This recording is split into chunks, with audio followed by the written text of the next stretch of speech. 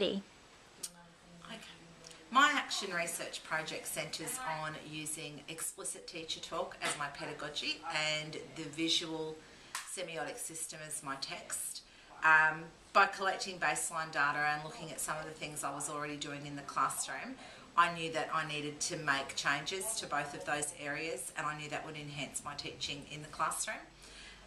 I've always been pretty comfortable about providing kids with explanations of what unit overviews and what the course of a term would look like in the course of a year at school, and even weekly timetables and stuff that would help them to stay organised. But a lot of it centred around organisational language and how to help them have good executive functioning at school. Whereas now I look at it in terms of pinning up the unit of work so they can become part of that planning and part of the direction, and it's really transparent that they know what is expected of them in the classroom. At the start of lessons, I don't spend a lot of time on giving instructions or settling behaviour as much as I spend time on the core content and what I want to get out of the lesson, the kind of questions I'm going to ask them that are related to the lesson, and kids begin lessons with me knowing what the end in mind is and what the expectation is for them.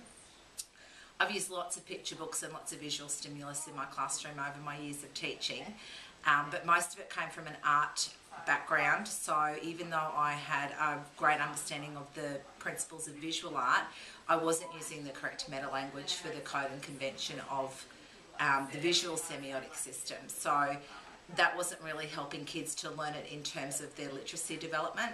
I also didn't transfer a lot of that knowledge from painting and drawing activities and art lessons over to lessons in English or lessons in any other subject areas, which I see now that I understand the conventions better and how to apply them. I notice them a lot more, and I just use them a lot more as I'm teaching. I'm planning on continuing to use these strategies because I think they have really improved my teacher performance during the year and the outcomes that I've been achieving in the classroom. We've just started having a look at how we can incorporate those things into our planning in Year 5. So this term we're looking at poetry units, so we've had a read of the gestural system and how we can use that to enhance our teaching as well. So I look forward to learning about the other systems too.